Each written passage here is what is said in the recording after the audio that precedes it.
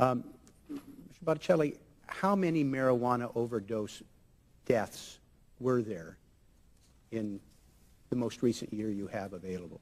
To my knowledge, I don't know if there have been instances of specific overdose-related Well, no, you deaths. talked about marijuana deaths, and so I want to be clear. I'm trying to trap you. No. How many marijuana deaths have there been in the last 5 years? So if you're referring to overdoses, I am not sure of those numbers. If you're referring to fatalities, Then I would like to have you supply us with how many overdose deaths there were, because I have heard from experts whose judgment I respect that they don't know of any.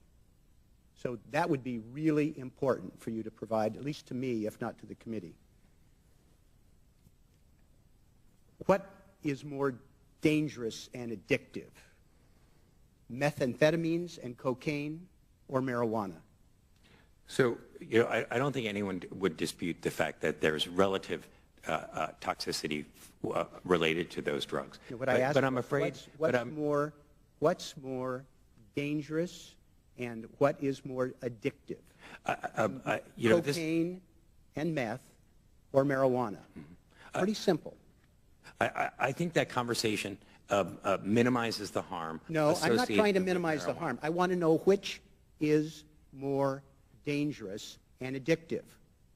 Again, I go back as a public health person. One of the things that we look at is not what's the relative risk of one drug. Okay. Against Let me just say that I think that your equivocation right there, being unable to answer something clearly and definitively when there is unquestioned evidence to the contrary, is why young people don't believe the propaganda, why they think it's benign.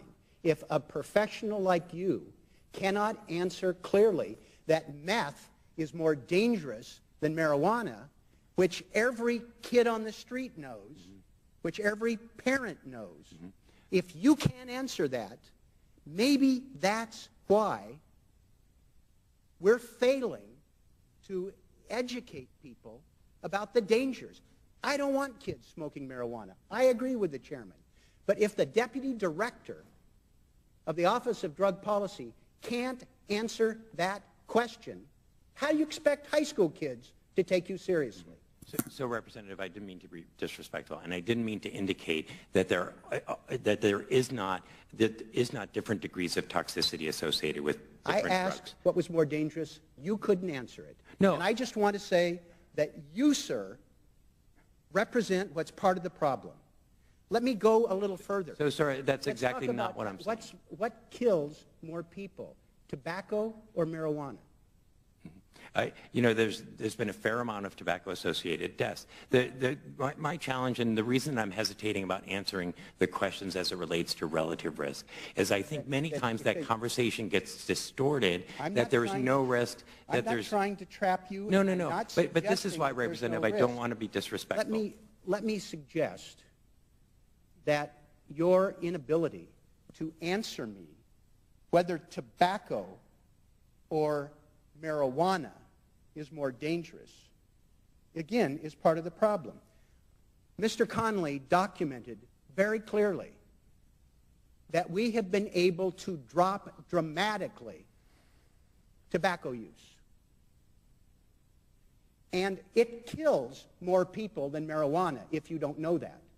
But we've been able to drop that without locking people up, without arresting. I think this administration has seen 3 to 4 million people arrested for marijuana since it's been in office. And yet we've been able to drop tobacco use without being coercive. We've been using fact-based advertising, and we've focused our efforts on things that matter rather than things that don't work.